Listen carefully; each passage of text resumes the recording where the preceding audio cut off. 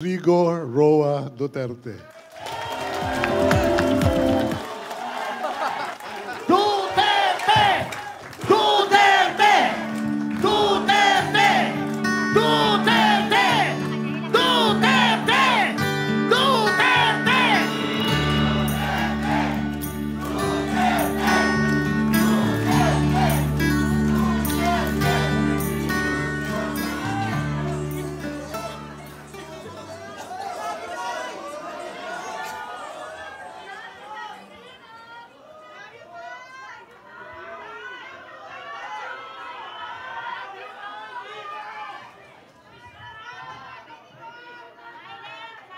Alam mo, may sarili akong subject matters sa isip ko papunta dito. Problema, I just been handed baka ito at yung plataforma, dito na lang tayo rin susunod. Baka ito yung mga issue na malapit sa tao. Sa kanilang kahirapan o sa puso nila.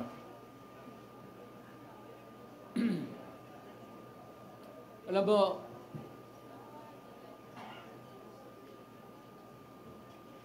I would like to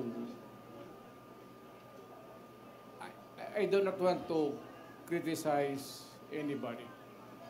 However you do it, basta nandiyan ka sa gobyerno, ikaw yung nagdadala ikaw yung timon, talagang mahirap. And I can understand kung yung mga issue hindi ka agad nabibigyan ng, if it's a problem, it would take time. But apparently, itong sa panahon na ito, patong, yung solusyon, mahina ang dating. That is why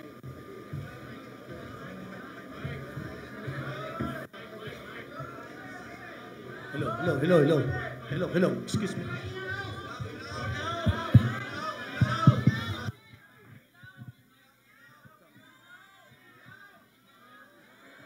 Check.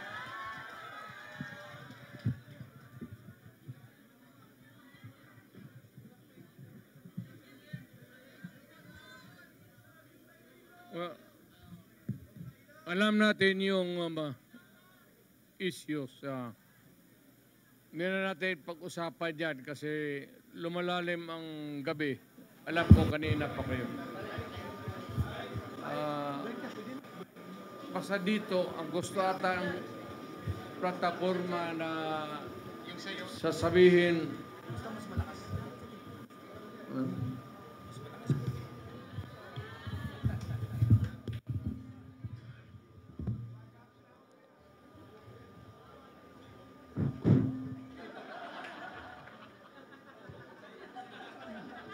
Kalimutan ko ito yung Well, sa madaling sabi, maraming issues. Hindi ko naman sinasabi na kaya natin kung tayo ang nandyan sa Malacanang. No, it's not that easy. I have been there. But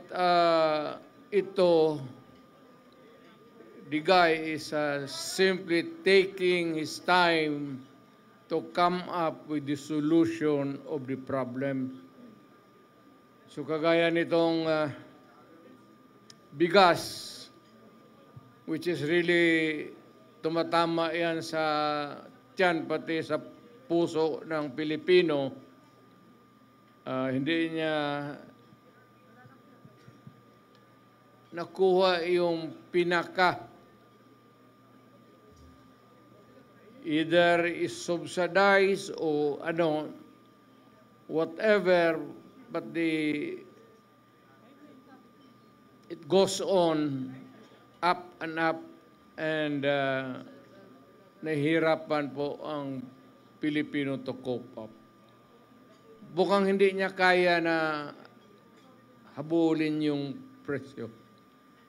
Yan na lang sa pagkain. Huwag na yung iba. Pwede na natin yung graft and corruption. Nandyan yan eh. Baski anong klaseng administrasyon. Pero yung immediate, urgent need to solve is really itong presyo or the price of rice. Kailangan ni baka ako kung sa panahon ko sinasabi ko total we are endorsing the candidacies of so many bright Filipinos dito sa atin. Baka not the magic one, but makuha nila kung paano talaga bigyan ng solusyon.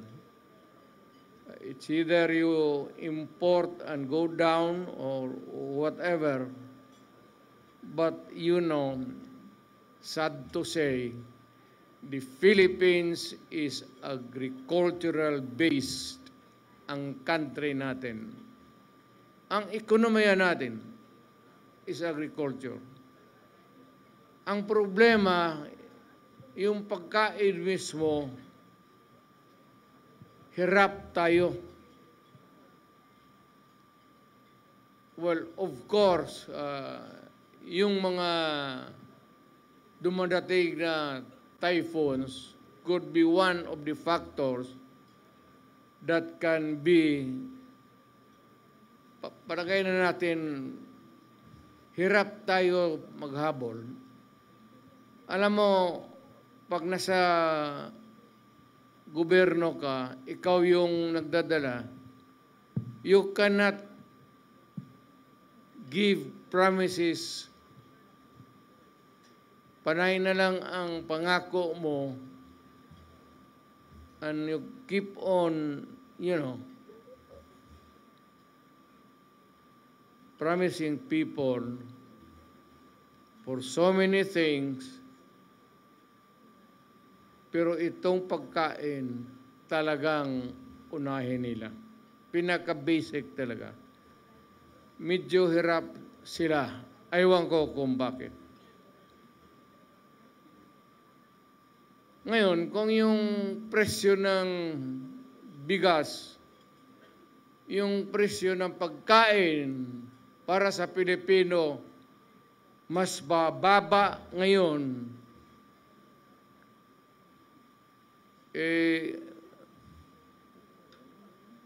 noong panahon na umupo si Presidente, kung mas mababa ang presyo ngayon ng pagkain,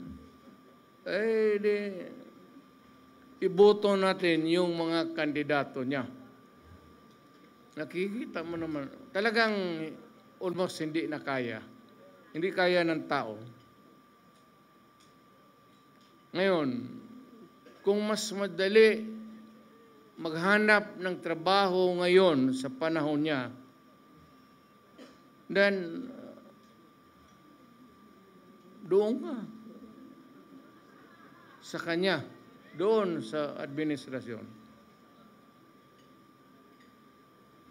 Kung sa panahon na ito, kung pante ka na maglakad, na walang takot, nakakapagpasyal ka, baski saan, wag mo nang bitawan si Marcos. Piliin mo na yung kandidato niya.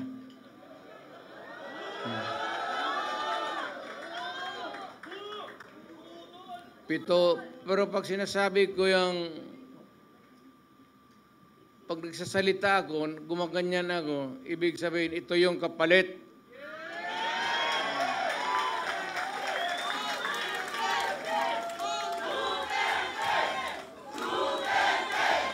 If it's easier for you to find employment or jobs now than before, did go for Marcos.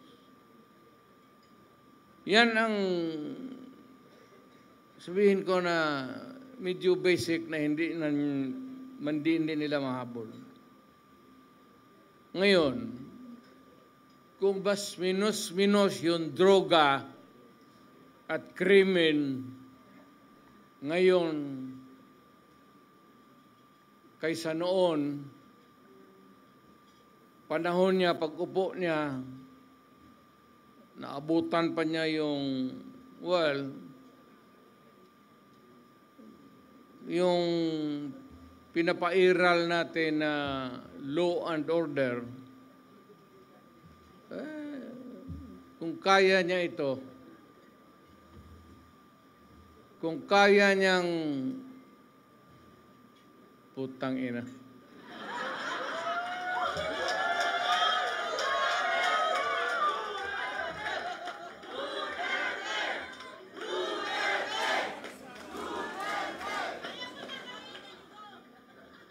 Alam mo kung ako ang durugista,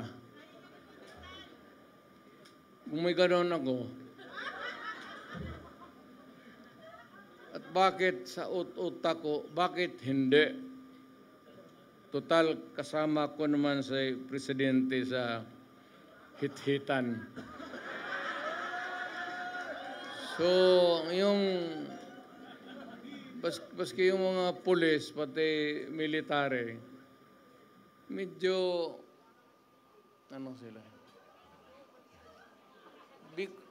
Because of the incongruity. Hindi magkasya eh. Meron isang presidente na talagang bangag.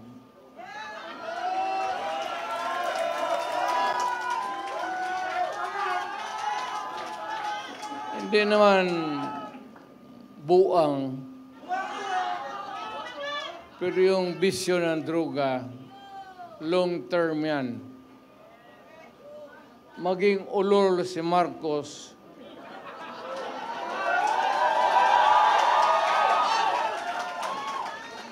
kung maybe constant use of heroin,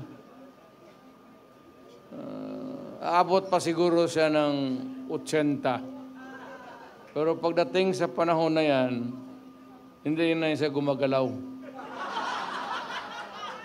Either nakatindig lang yan sa kwarto niya o natutulog. Ganito na lang.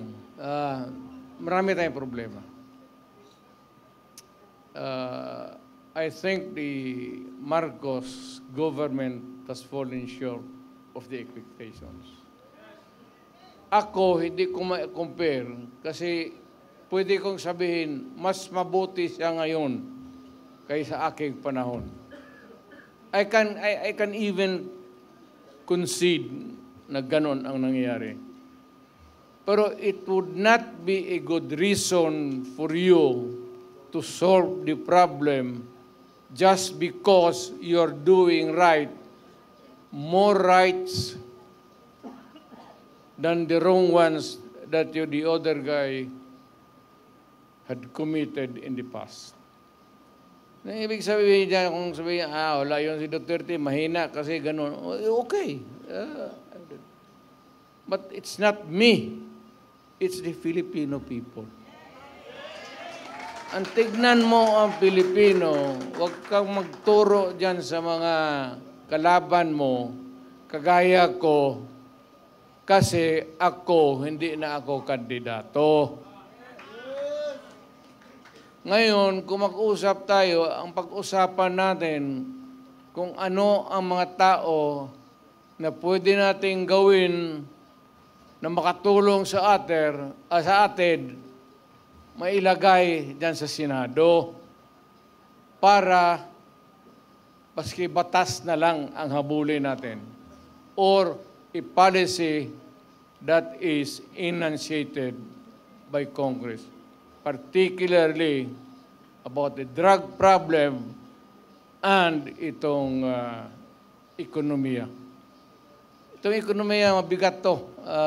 Walang bright dito. But at least naman yung sabi ko pagkain, sana mahanapan nila ng paraan. Talagang tumataas eh.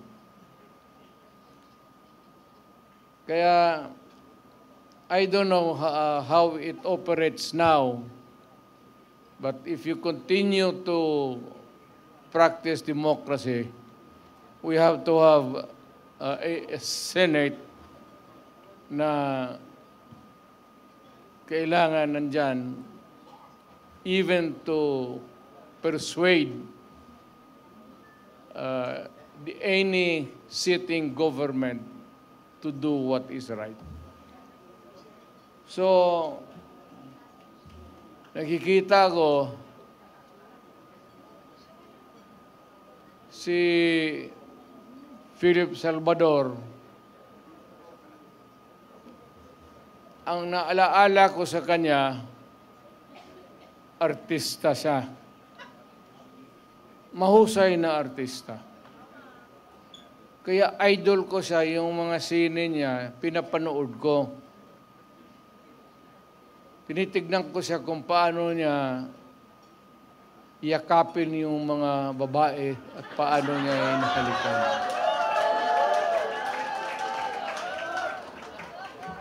Well, aside from the fact that I know he would make a good senator, yun ang ang naalaala ko sa kanya na parang durog talaga ang babae sa yakap at pagmamahal. Now we have Atty. Rodriguez. Galing yan sa administration. Alam mo, mag-isang tao, importante talaga to. Importante ito. Baski kami, alam namin, baski yun ang nakakilala sa akin personal.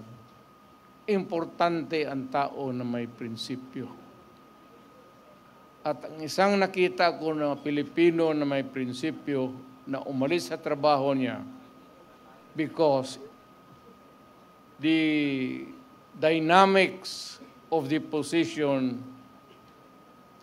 of which he was there in Malacanang was no longer right. He chose to make the decision. At nakita ko, as a matter of, hindi naman kailangan sabihin niya, but nakita natin, as a matter of principle, importante talaga yan. Atty. Rodriguez.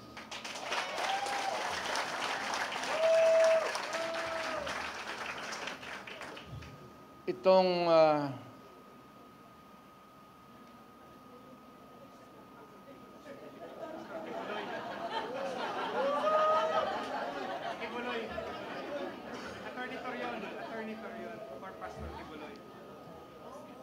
para ka kay Kibuloy?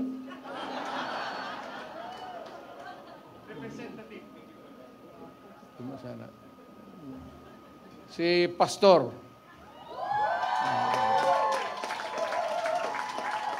At least kung maghanap ka ng tao na kandidato, kung manalo at makaupo dyan as a senator, who has the moral values, pati marunong bright. Talagang bright yan si Pastor.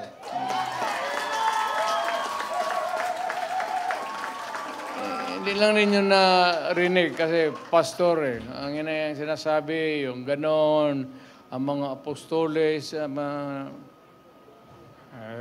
ba naman yung apostoles ng yawa? Dito tayo sa politika ito eh. So, si Pastor Kibuloy para sa Senado.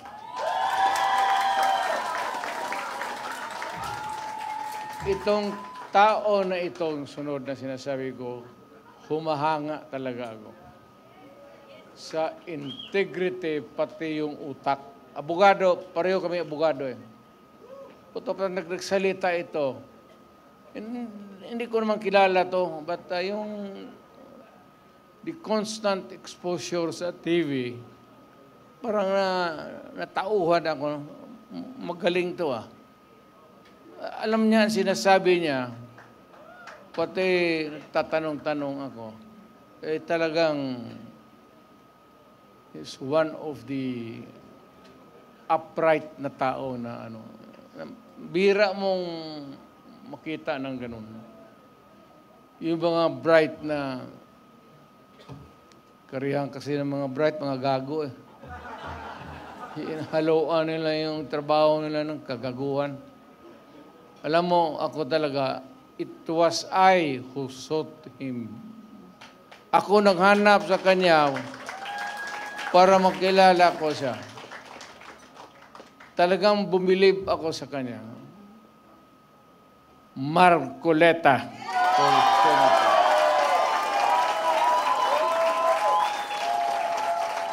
Totoo yan, sir. Hindi kita alam niya, hindi niya. Nung lumapit ako sa kanya, sinabi ko, Sir, believe ako sa iyo. Diretso, alam niya. Alam talaga niya. So, kailangan natin sa Senado. Ngayon, marami kasi sila, ano dapat ang gawin natin? Patayin natin yung mga senador ngayon para mabakante.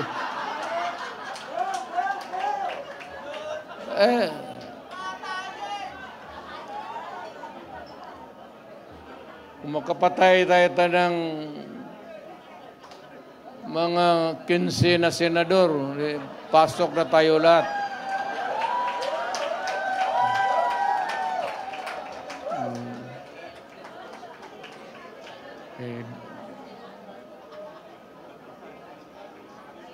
Pero kawawa naman.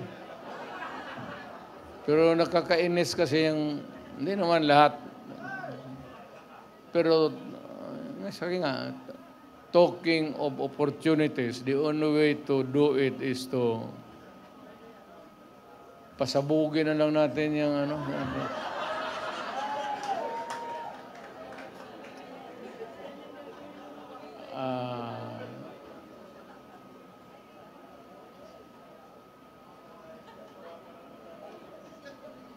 Itong sa sunod ko, mahusay na abogado to. He's a practicing lawyer and is really very bright. Marunong talaga to. Marunong sa lahat. Pag-abogado, sa trial,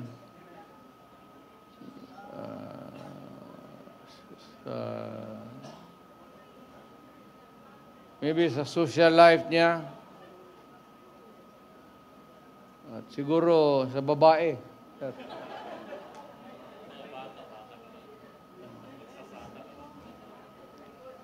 Huwag mong kalimutan yan, sir, kasi yan ang pagpapabata talaga sa iyo. Totoo yan.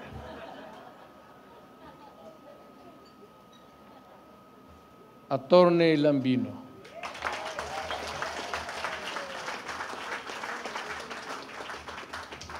Hindi ko na kailangan. Siya dapat magpakilala sa akin. Baliktad. Hindi ko na kailangan ibandera. Kasi ako mismo, gusto ko na siya ang mag-introduce sa akin. Pabaliktad. Hanga talaga ako nito. Noon siguro,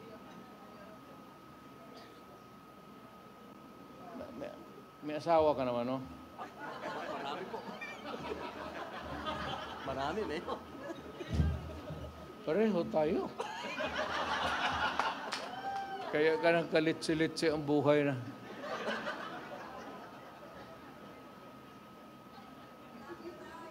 Yung akin, nandito siya. Kaharap ko.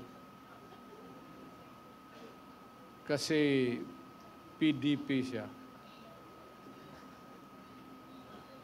Nag-iisa ka na lang, no? Itong ano ba, sitwasyon sa, I'm talking about Cagayan de Oro. You know what is really very, almost,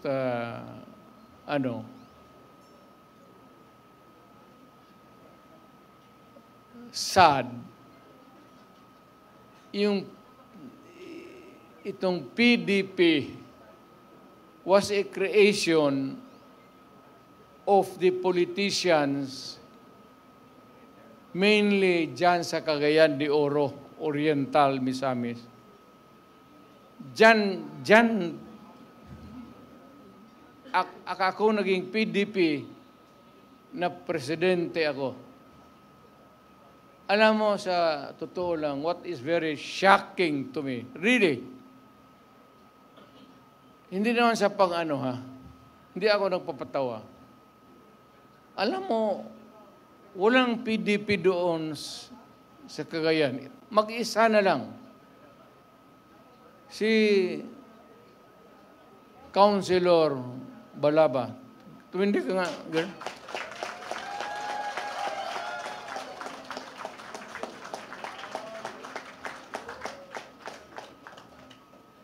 Kaya, kailangan alagaan natin ng husto ang political ang wala ng PDP doon. Siya na lang, babae pa. Mabuhay ka, Girly Balaba.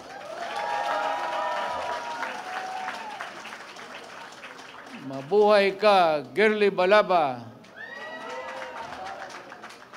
At si Rudy Duterte.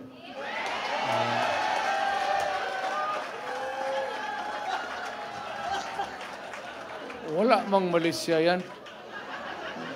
Gusto mo, idagdag din yung mga pangalan ninyo. Sino? Girly Balaba. Sino? Taas kamay. Huwag na. Tama yan. Huwag na kayong mag-ambisyon.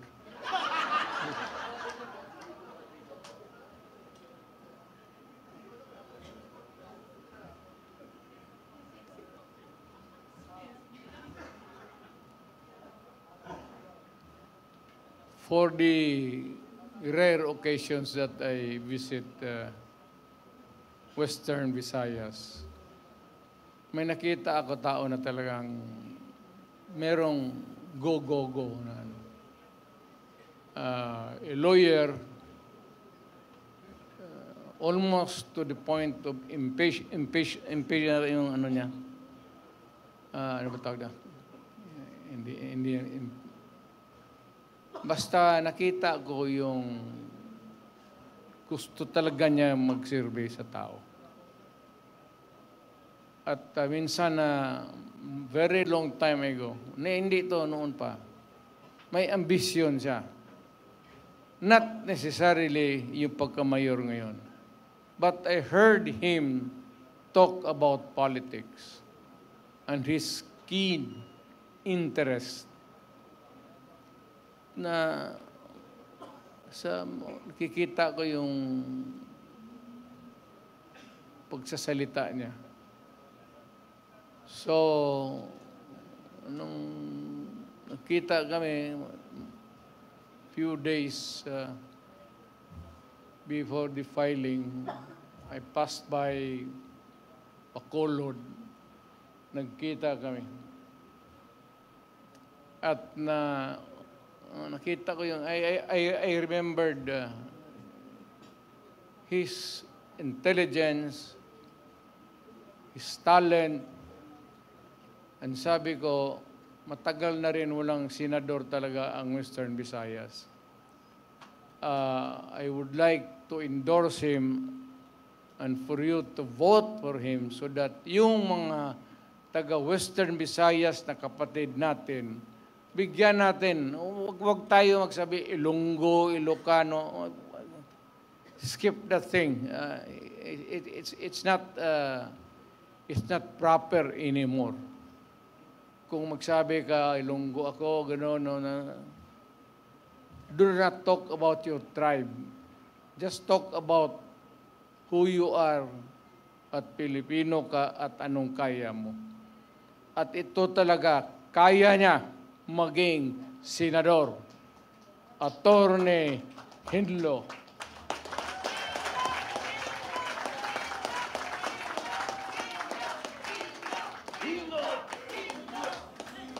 Lintik lunggo na ya.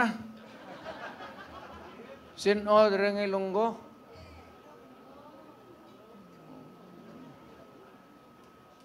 Teka, padagon mo na si para may hindi naman sa pang ano. It's not because I'd like to gusto ko rin talagang na may representation ang Western Visayas. Dapat lang. Magpapanalo tayo ng, para, alam mo, magkakapatid tayo. At yung Pilipinas, hindi mo nang sabihin na magpatakbo ka, lahat taga Davao lang. It ain't that way. Kung naging presidente ka na, gusto mo i-distribute yung position para well represented yung ating bayan. Mag-usap tayo doon, Ilonggo, Ilocano, Waray, Igorot, para lahat. So, itong sunod,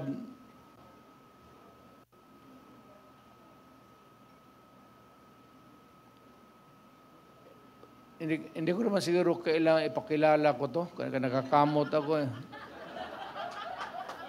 Kumakati tuloy ang...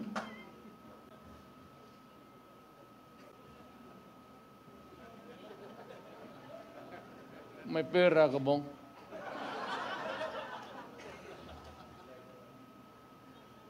May magkain tayo maya. Ikaw ang magastos, wala pa akong hapunan. Alam mo, ang istorya nito, ang aking talagang aide was a military man. Kaibigan namin, parang common friend.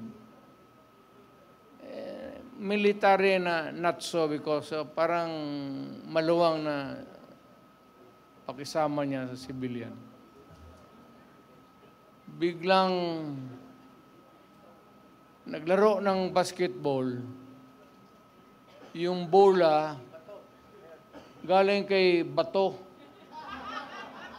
Totoo yan.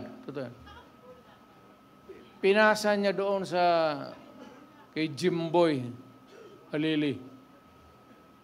Teniente yun. Pagsalo ng bola, natumba, namatay. Sabi ko, nung punta ko, sabi ko, nagsalo lang ng bola, namatay? So, yes, Mayor. Puta, ang bola, putaw?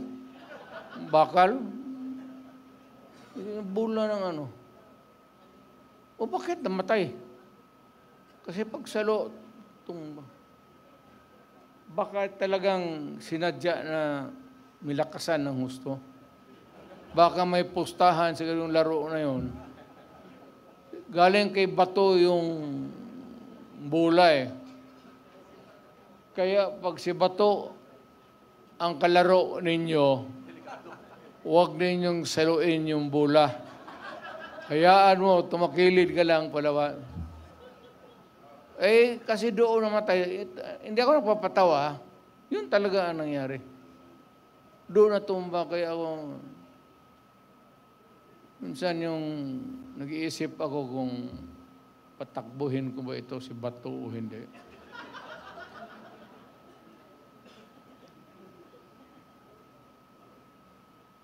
Alam mo, kung naghahanap kayo ng original taga na DDS,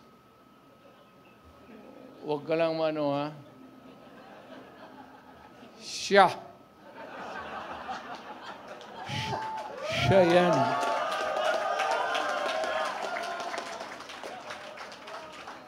Hindi ako.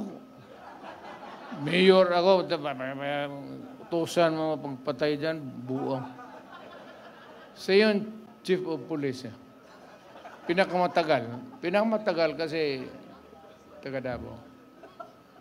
Alam mo, pag remember, bago rin akong mayor noon, kakagraduate lang ito na sa PMA, na-assign sa Davao. Tapos nag-asawa, doon sila nag-settle down. Kaya malapit talaga sa akin si Bato. Hindi sabihin bata-bata, tao-tauhan. Kaibigan. Kaibigan na...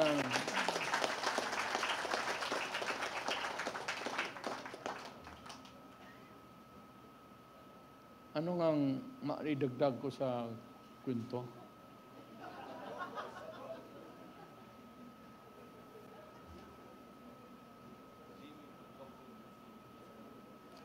Minsan itong mga putang inang kriminal. Sabi, Bato! Puno, putang ina niyang pabalik-balik yan sa... Gawin mo. Yes, sir. Minsan magsabi ko, tapusin mo na. Sir, kanina pa.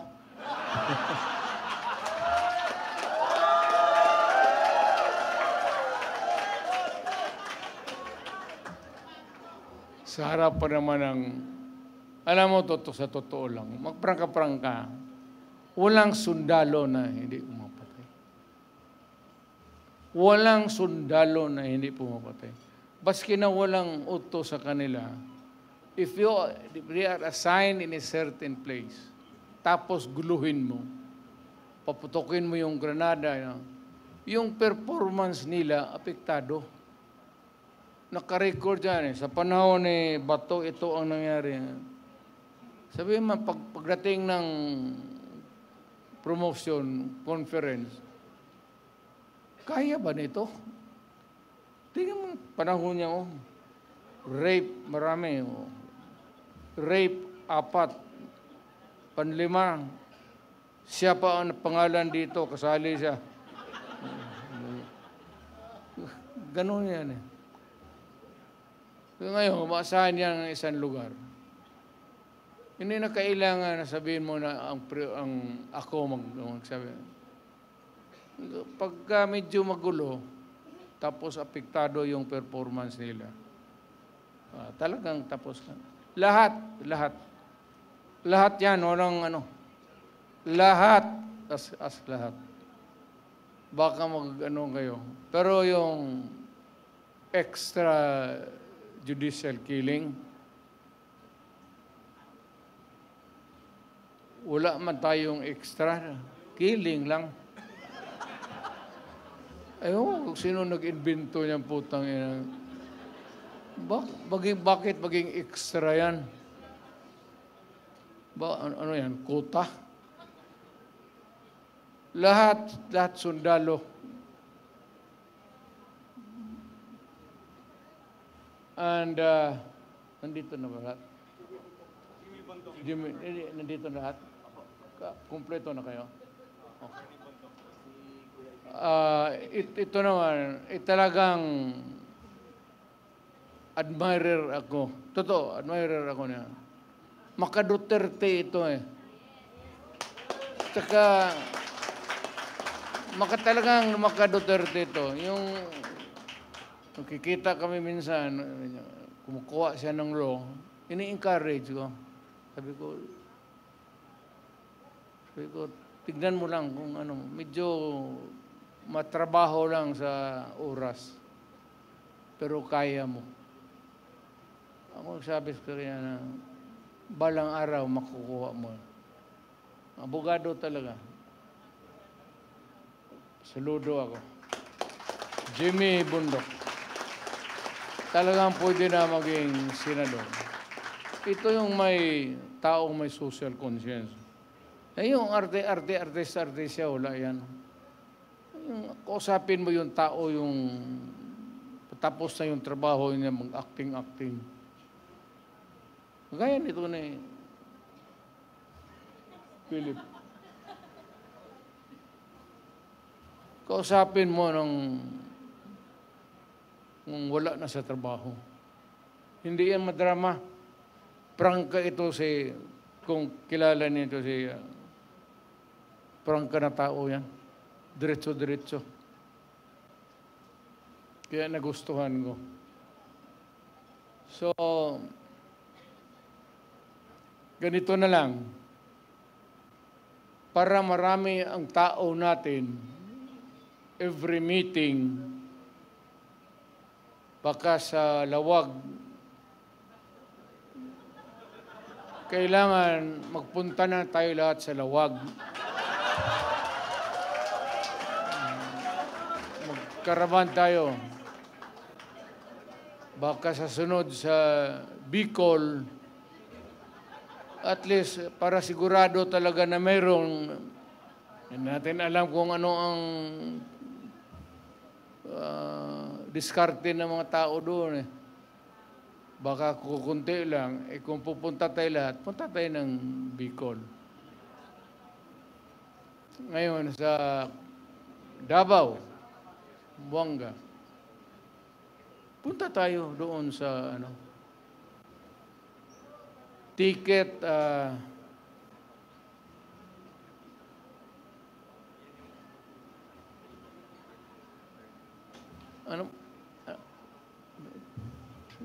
ito si Jun Ibasco. Ito yung pinakautak ko talaga.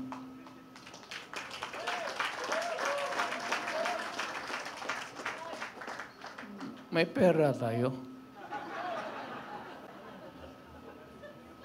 Alam mo, wala tayo talagang pera.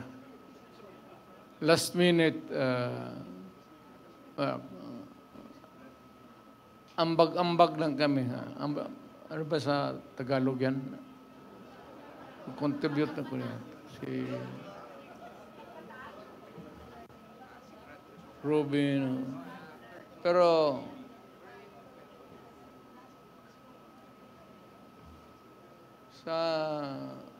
kung pumunta kayo ng Davao, totoo, kung ticket-ticket lang, kaya ng mayor yan.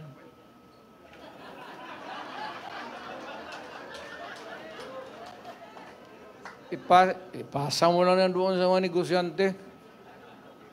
Doon sa mga Chinese community na may ara. Kaya ito. Pero wag kayong yung isang flight na puro Duterte talaga.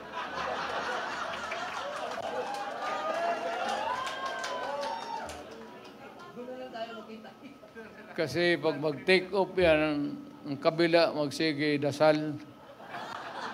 Mahulog sana yan. Mawalaan ako ng tao.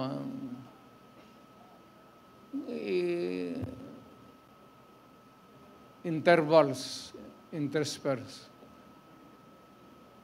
Punta kayo ng Mindanao. Actually, hindi na ako nagluloko. Parang,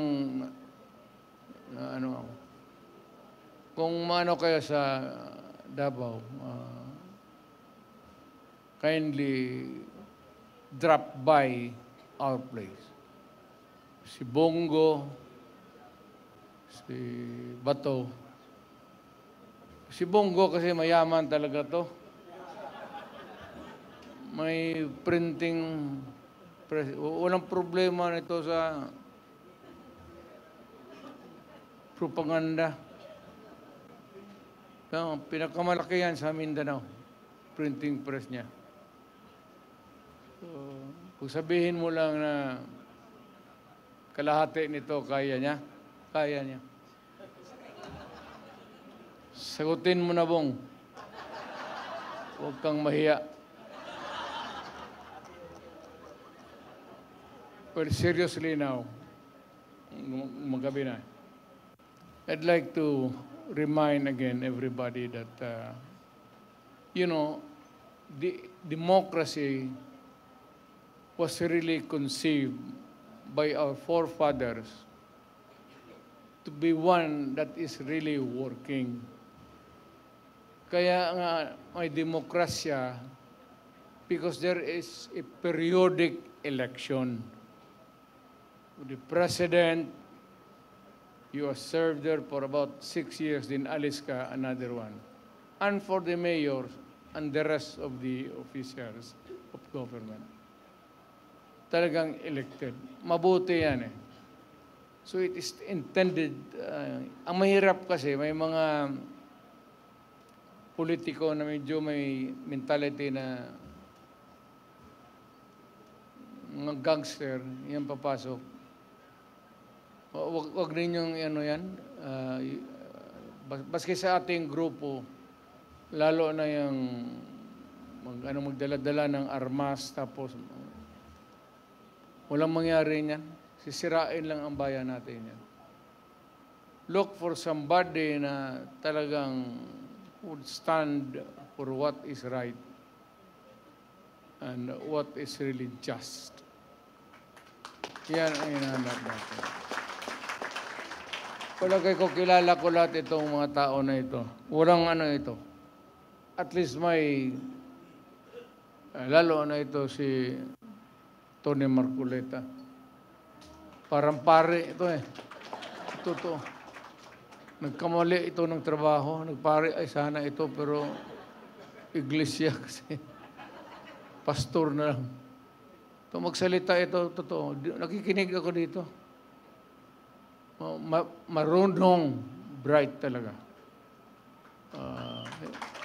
Hindi ko kaya habulin ang utak ni Marcoleta.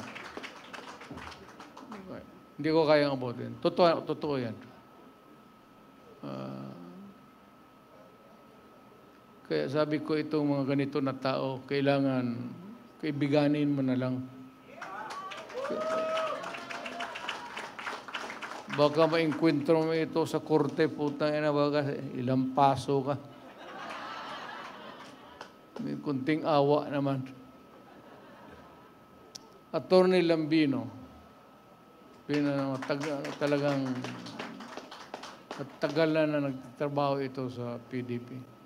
A very patient man. Talagang naghintay lang sa panahon niya. Actually, he has been there for so long a time helping PDP, helping the candidates, asking nothing in return. But he has been there. Kagaya ni June Ibasco. Yan si June Ibasco, yan ang noon pa, noong na mayor pa ako, siya na yun, hanggang naging presidente ako. Alam mo kung bakit si June Ibasco? John, isabi na natin ang totoo.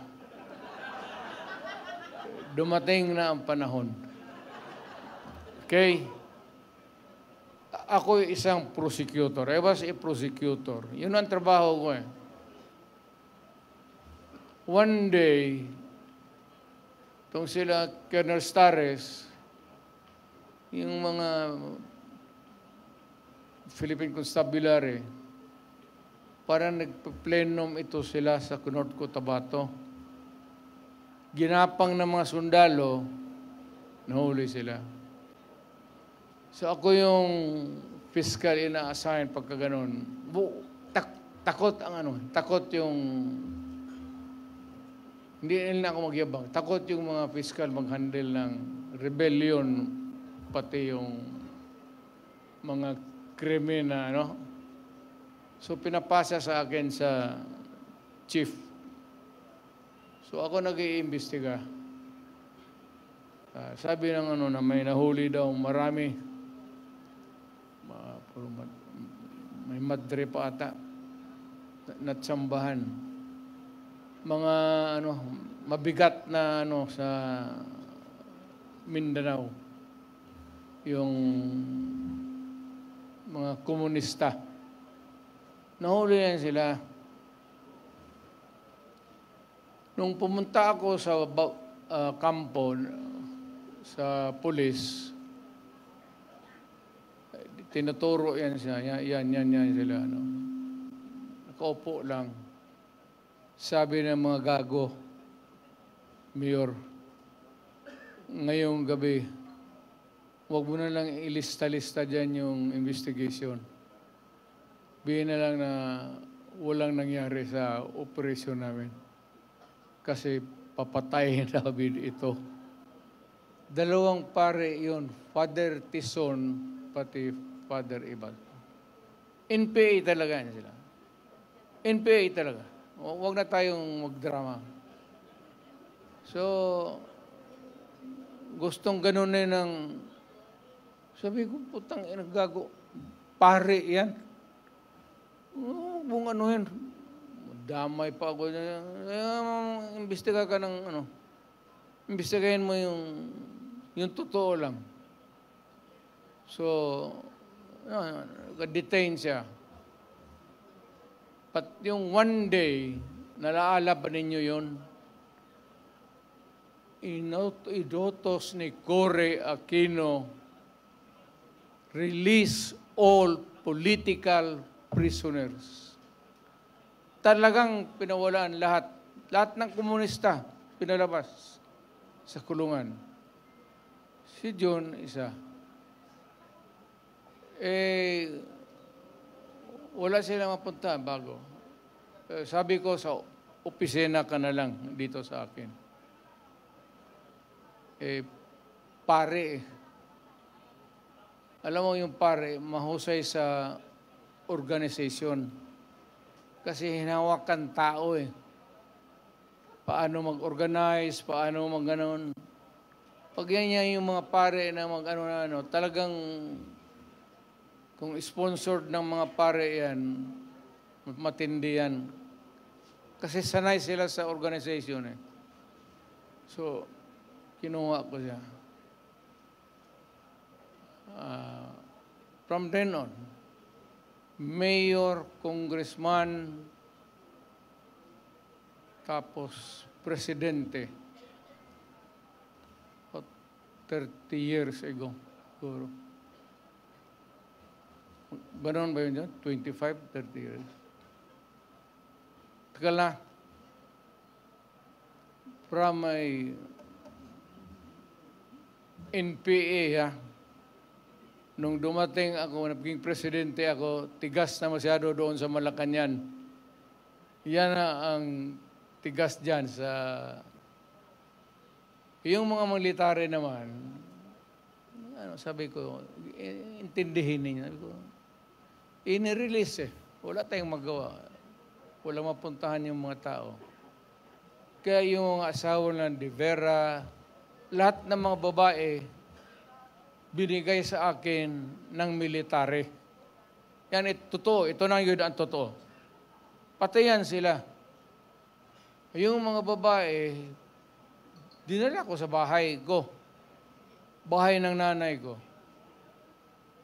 Doon ko pinatira kasi wala akong yung mga asawa ng komunista. Hanggang ngayong kaibigan kami. Kaya ko noong sabi nila na yung si Duterte, komunista yan.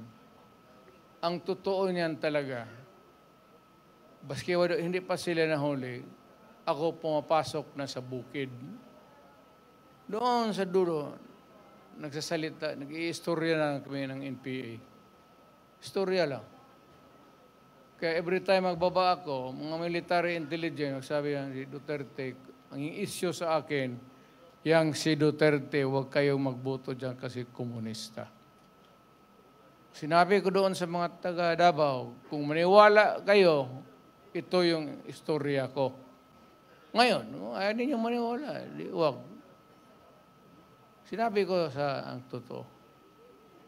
So si John, tangan-tangan ko yan hanggang ngayon. Mahusay sa organization. Kaya kung saan-saan ako papunta, bit-bit ko yan kasi wala kang problema dyan. Alam mo, ganyan yung pare, marunong mga Katoliko. Ito ha, organize tayo, mga ito, ganon-ganon. Mahusay yan sila magdala. Kaya medyo lamang tayo ng konti dyan sa habulan ng isip. So, ganito, siya yung utak talaga. Siya yung sa akin. Wala naman, sanay na kami. Siya na yung mag-spacing sa kampanya. Pero hindi ako maka-attend sa lahat ng rallies. At only yung medyo mabibigat, Cebu, medyo lawag siguro.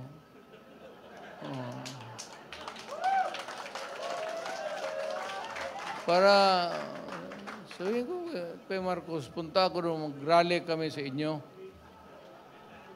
Yung mabibigat, sa Buanga siguro, gano'n. Nandoon ako, pero hindi lahat kasi una-una, sa totoo lang, wala tayong pera. I cannot sustain a campaign na yung diretso-diretso na maybe even sa katawan ko, hindi na rin. Alam mo yung eroplano, hindi ba niyo ako, piloto ako when I was young. Naglilipad ako ng eroplano. Pero ngayong matanda na ako, paski yung may pressure, hindi man ninyo halata yung pagbaba mo sa eroplano, medyo matamlay ka talaga. Ganun, hindi ko na kaya. Pero sa mga big rallies, I will be there to bigay natin kay Jun yan. So, dito tayo magsunod kay Jun. Siya yung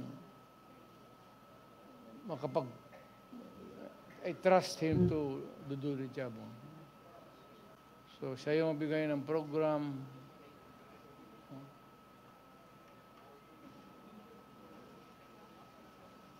Sign language yan.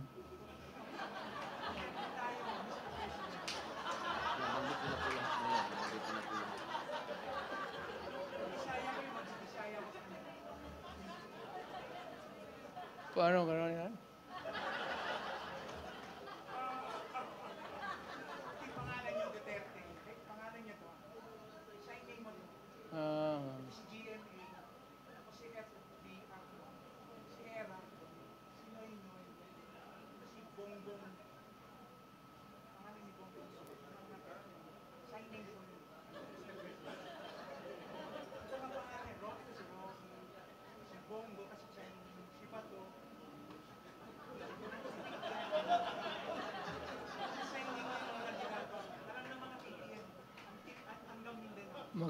Magkita tayo bukas. Kasi mag-aral ako para gano'n na lang.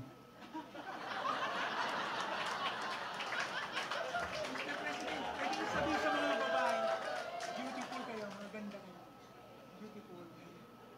Beautiful.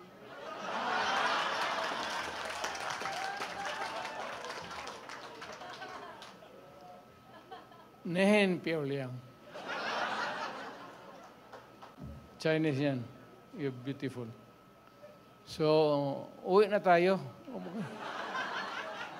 Para kinig ng istorya dito. Wala yung yung tingin ko na pambuhay ng, nandito pala yung classmate ko, Dabs Mamao, o Lanao del Norte. Classmate ko yan sa, kabats ko talaga sa law school sa San Beda. Believe ako. Sana next time, next time. Hinayang ako dito kay, sa yun? Si ano. Patakbuhin ko sana ng... Di bale? Pero...